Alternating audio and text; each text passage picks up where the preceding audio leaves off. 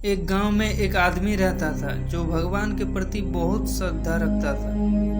वो भगवान की भक्ति में लीन रहता था। एक दिन उसी गांव में बहुत तेज बाढ़ आई। गांव के सभी लोग अपनी जान बचाने के लिए पहाड़ों की तरफ भागने लगे, लेकिन यह आदमी गांव के बीचों बीच पेड़ के नीचे हाथ जोड़कर बैठ गया। तभी एक गांव का भागता हुआ आदमी आया और बोला, भाई जल्दी चलो नहीं तो तुम डूब जाओगे। यह आदमी बोला, मुझे मेरे भगवान पर भरोसा है, वो मुझे डूबने नहीं देंगे, तुम जाओ। फिर एक आखिरी नाव आई। नाव में बैठे लोगों ने कहा, भाई तुम पागल हो गए क्या? पानी का लेवल बढ़ रहा है, जल्दी नाव में आ जाओ नहीं तो तुम डूब जाओगे। लेकिन यह आदमी बोला, मुझे मेरे भगवान पर भरोसा है, वो मुझे डूबने नहीं देंगे।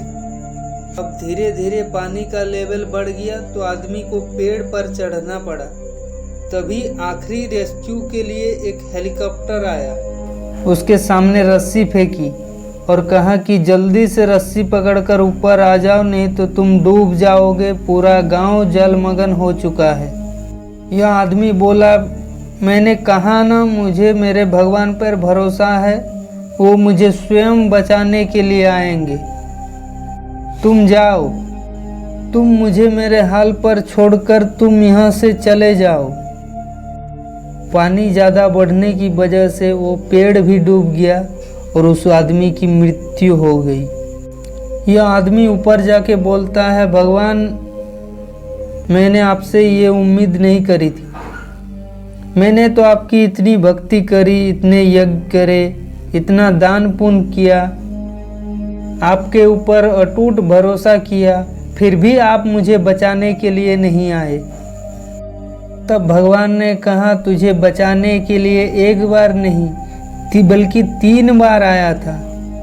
पहले आदमी के रूप में, फिर नाव के रूप में, फिर भी नहीं माना तो तेरे लिए हेलीकॉप्टर लेके आया, लेकिन तूने मौका ठुकरा दिया, इसीलिए तुम्हें मैं बचा नहीं पाया।